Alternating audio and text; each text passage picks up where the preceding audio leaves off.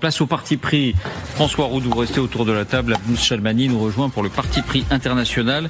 Mais c'est vous qui commencez route parce que dans une France qu'on dit plus que jamais individualiste, égoïste, repliée sur elle-même, soucieuse uniquement d'elle-même, vous dites, il y a une lueur, il y a une lumière. Une lueur, elle s'appelle Marguerite. L'histoire d'une héroïne du quotidien. Elle s'appelle Marguerite, vous ne verrez pas son visage, mais elle va être décorée pour son courage. Son fait d'armes, oui, il faut l'appeler comme ça, parce que ça n'arrive pas souvent, hélas, ça a été d'empêcher un viol dans le RER-C, à la région parisienne. Les faits se sont déroulés... On en a parlé il y a quelques jours, mais vous avez voulu y revenir. Oui, parce que moi, je suis très attachée à cet héroïsme du quotidien. Je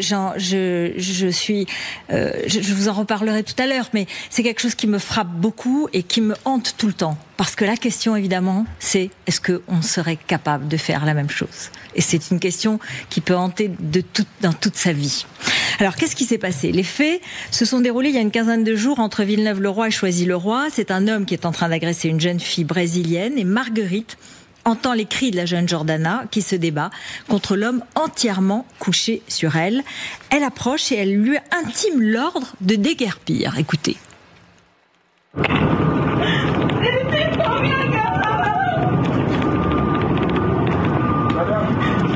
Je vous ai demandé de rester là-bas, vous ne voulez pas rester là-bas. Donc vous restez là-bas. Restez là-bas.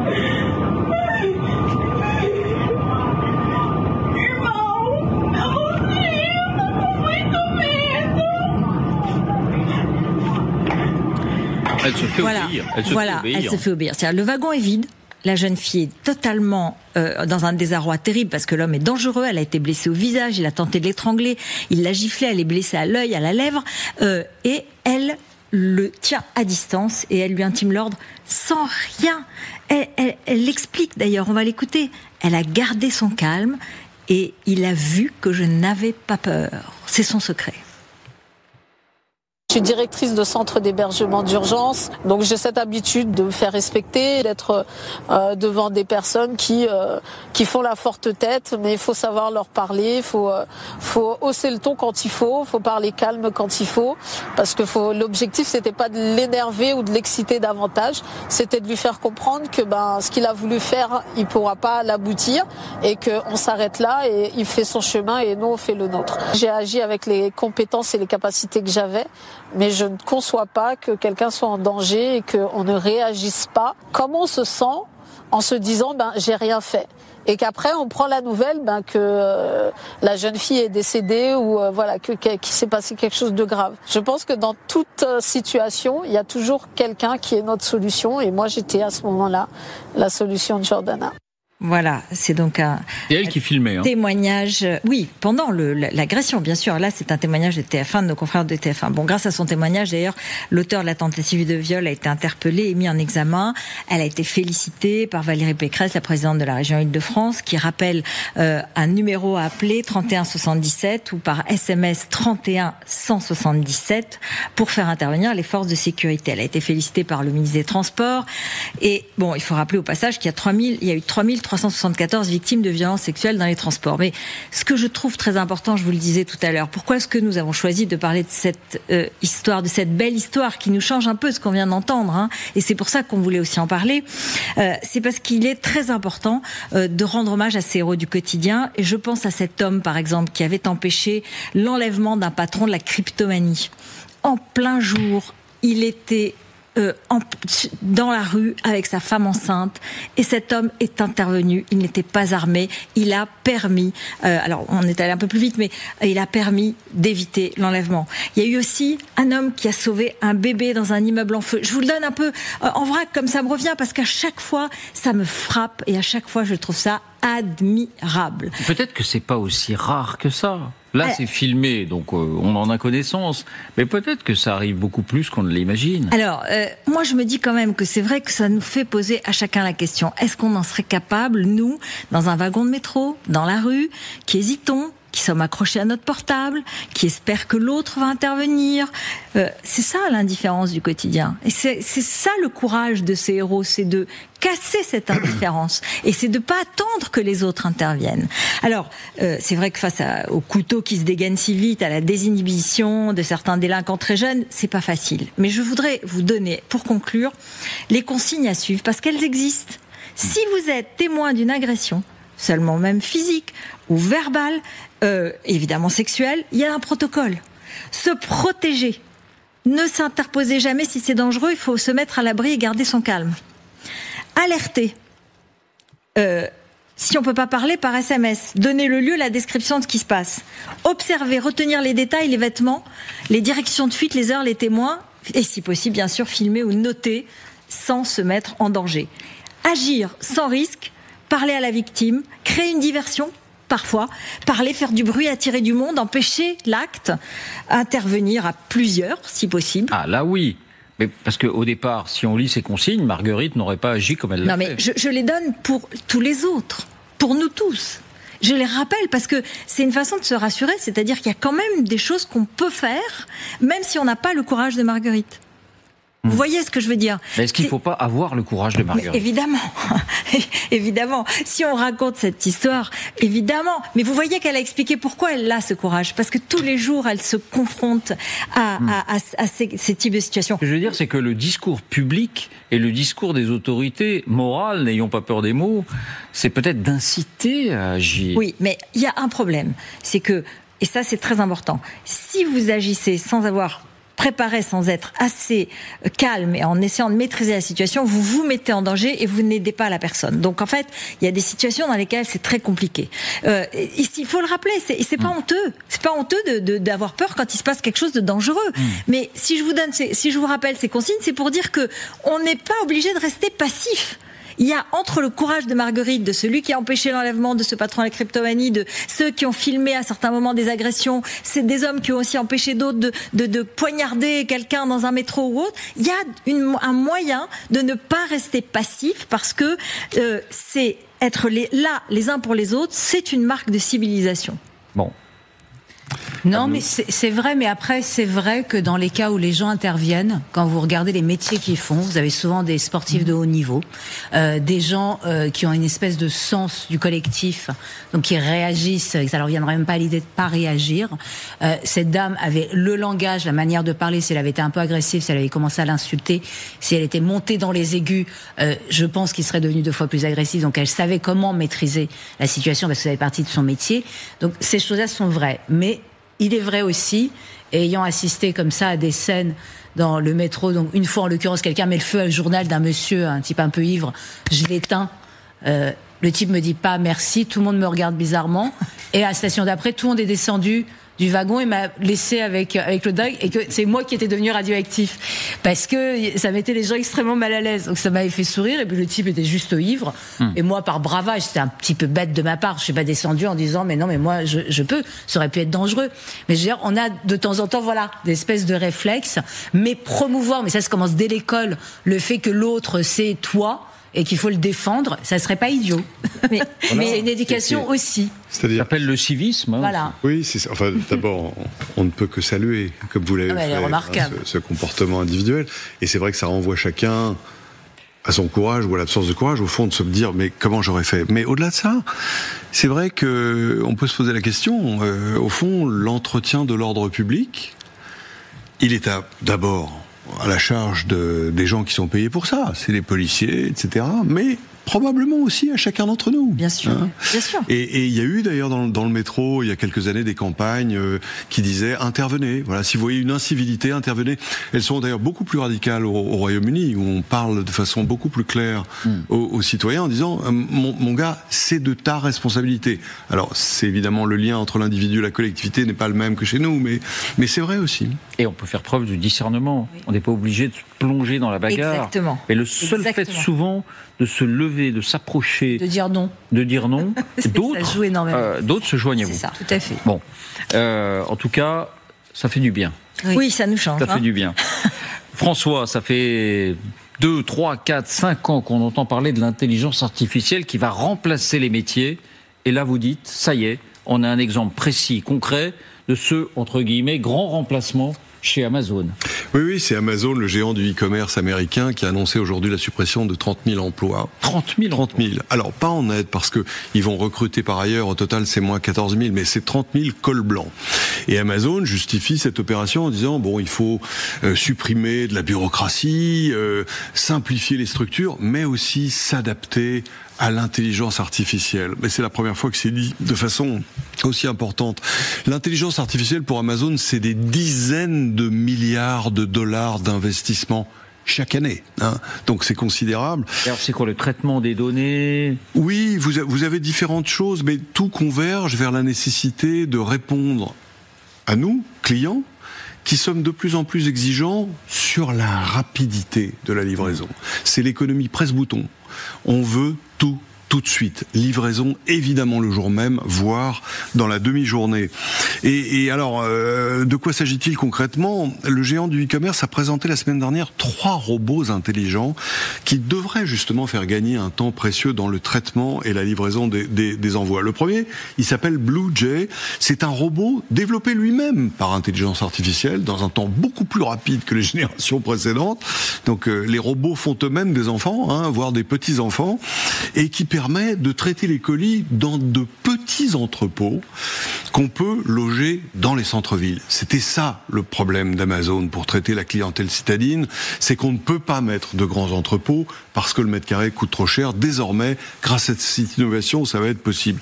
Second robot s'appelle Eluna et il assiste le manager dans la gestion de la répartition des personnels pour prévoir et anticiper les goulots d'étranglement. Auparavant, il fallait plusieurs personnes pour analyser justement les demandes et puis les répercuter dans l'organisation du travail. Désormais, c'est une machine qui fait cela. Troisième, c'est une paire de lunettes 3D pour les livreurs qui leur permet d'abord d'identifier immédiatement dans le camion chargé de colis le bon colis à distribuer. Grâce, évidemment, c'est enregistré avec des codes barres, etc., qui les aident aussi à trouver l'endroit exact de la livraison, parce que le fait que les livreurs cherchent, c'est l'un des principaux facteurs de perte de temps. Ils ne savent pas se repérer. Les lunettes 3D permettent même d'anticiper la présence d'un chien, parce que ça détecte la chaleur. Tout ça va considérablement augmenter l'efficacité des salariés d'Amazon et puis éliminer les tâches répétitives ou dangereuses.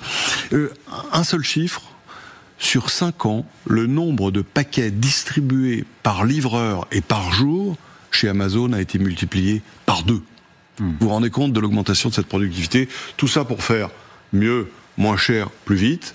Alors évidemment, ça détruit des emplois, mais dans le même temps, d'abord, il faut des emplois pour créer les robots, et puis surtout, ça va libérer du pouvoir d'achat chez le consommateur qui lui-même va investir cet argent ailleurs. Est-ce que c'est la destruction créatrice ? Vous me l'ôtez de la bouche. Philippe Aghion, s'il était là, il nous dirait « C'est exactement ce que je vous dis depuis longtemps, et ce pourquoi j'ai eu le prix Nobel. » Abnouz, votre parti pris international, on dit souvent que le pouvoir rend fou. Là, il y a 2 exemples, coup sur coup, en Afrique de l'Ouest, qui pourraient confirmer l'adage. Oui, quand même, c'est les réélections de Paul Biya au Cameroun et d'Alassane Ouattara en Côte d'Ivoire. C'était il y a quelques jours. C'est la continuité évidemment des régimes autoritaires et la démocratie qui, depuis qu'ils sont au pouvoir, et pourtant, j'y reviendrai, c'était plein d'espoir leur arrivée, rien du tout. Les 2 scrutins marqués par des contestations, des accusations de fraude, atmosphère politique tendue, spectre de la déstabilisation parce que ça se passe pas n'importe où. Donc Paul Biya, 92 ans au Cameroun, 8e mandat, et il aurait remporté... 8e mandat, il aurait remporté l'élection avec 53,66% des voix. Après le Conseil constitutionnel, contre 35,19% pour son principal opposant, Issa Chiroma Bakary, qui lui revendique, l'opposant, d'avoir remporté le scrutin avec 54,8% des voix selon son propre décompte. Bon, et la précision des chiffres, il annonce évidemment une fraude et appelle à des manifestations pacifiques, ce qui n'est pas le cas. C'est que même avant l'annonce de la victoire de Paul Biya, à Garoua comme à Douala, affrontement entre les forces de l'ordre, mais pas tous, parce que les forces de l'ordre n'ont pas arrêter Bakary, ce que le pouvoir visiblement avait demandé. Donc toute la question, c'est de quel côté les forces dites loyalistes vont basculer, est-ce qu'ils vont continuer à soutenir ce pouvoir, j'allais dire pourrissant et finissant de Paul Biya, ou est-ce que c'est le moment de basculer? Mais barricades, épisodes de violence, il y a même eu quelques morts, on n'est pas encore sûr, mais du côté de Garoua, qui est le fief de Bakary, donc ça chauffe, et c'est intéressant parce que là on a une crise chaude. En Côte d'Ivoire, c'est une crise froide, c'est une crise apathique, c'est une crise presque désespérée. Alassane Ouattara a remporté le scrutin, lui, à la stalinienne, avec 89,77% des voix. Il n'a pas fait l'effort de faire semblant. Quatrième mandat, je crois. Ouais, quatrième mandat. Les leaders majeurs de l'opposition, mais alors quel leader? Parce que le retour de Laurent Gbagbo, bon, et Tidjane Thiam, ils ont été recalés de toute façon, donc il n'y avait plus que des candidats mineurs, donc il n'y avait aucun enjeu, donc moins de 50% de participation, et dans certaines localités, ça n'a même pas dépassé les 20% la participation. Donc c'est vraiment, vous voyez, c'est les opposants parlent de coups d'état civil, de fraude, évidemment, c'est évident, mais c'est qu'il y a une espèce de vent de désespoir. C'est-à-dire que comme il n'y avait aucun enjeu dans l'élection, il y a un côté genre sourdine. Je sais pas est-ce que c'est la version chaude du Cameroun qui pourrait aboutir à quelque chose, mais quoi? Parce que voilà le problème, c'est que le Cameroun comme la Côte d'Ivoire sont entourés par ce qu'on appelle la ceinture de coups d'État. C'est toute une zone géographique qui va d'ouest en est, en Afrique subsaharienne, et qui a connu depuis août 2020 13 tentatives de coups d'État, dont 8 ont réussi. Donc je les rappelle rapidement, le Mali par 2 fois, la Guinée, le Soudan, le Tchad, qui a été un coup d'État, j'allais dire, dynastique, le Burkina Faso par 2 fois, le Niger et le Gabon. Donc forcément, entouré de pays qui en plus, disons-le concrètement, ceux qui sont arrivés au pouvoir veulent la peau de ces 2 dirigeants en se disant on peut y mettre des copains à nous et avoir vraiment une ceinture de coup d'État militaire, c'est quand même... Donc il y a une déstabilisation possible, et moi quand je regardais, je ne pouvais pas m'empêcher de penser au passé. C'est qu'on oublie, parce que comme 92 ans, 8 mandats, 4 mandats, 83 ans, on a oublié qu'un jour ils ont été jeunes et qu'un jour ils ont représenté un espoir extraordinaire. Paul Biya, il est arrivé de manière constitutionnelle au pouvoir en 82, démission surprise d'Amadou Ahidjo, qui était le premier président camerounais, promesse de renouveau, slogan rigueur et moralisation. Ça me déprime rien que de dire. On va gérer la corruption, assainir la gestion publique, démocratiser le pays, instaurer une gouvernance vertueuse, tout va bien. Seulement, il se passe 18 mois après son accès au pouvoir, en avril 82, un coup d'État. Et il est sorti, Paul Biya, qui était vraiment, j'allais dire, un jeune homme plein de promesses, et je pense qu'il croyait vraiment ce qu'il disait, totalement traumatisé par ce coup d'État. C'est la garde républicaine qu'il avait fomentée, et l'armée lui est restée loyale, donc il a réussi à s'en sortir, mais il est devenu parano, méfiant, et il a décidé que tant pis pour la bonne gestion, il faut que je n'ai plus que des loyaux autour de moi. Et quand on commence à mettre un pied là-dedans, on institutionnalise la corruption. C'est qu'on a tellement peur que ça recommence, que j'allais dire, c'est presque foutu. Le résultat, c'est une inversion des valeurs totales, corruption systémique, qui est estimée à 40% des dépenses de l'État. Vous vous rendez compte? Donc voilà. Et Alassane Ouattara, c'est quand même quelqu'un formé aux États-Unis, doctorat en économie à l'université de Pennsylvanie en 72.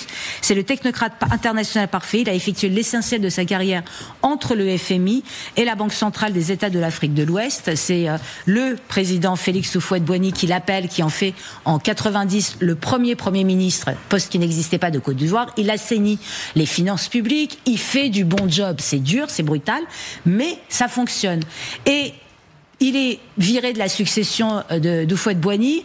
Il revient, enfin. Alors, il rétente en 99, mais il n'est pas assez ivoirien. Il y a la loi sur l'ivoirité. Son père est un peu burkinabé, donc ça craint. Donc, on le vire. Et il accède finalement au pouvoir en 2011, après 5 mois de guerre civile et au minimum 3248 morts, et après l'intervention militaire de l'ONU et de la force française Licorne, qui ont bombardé en gros Laurent Gbagbo, qui refusait de reconnaître sa défaite, et ses soutiens.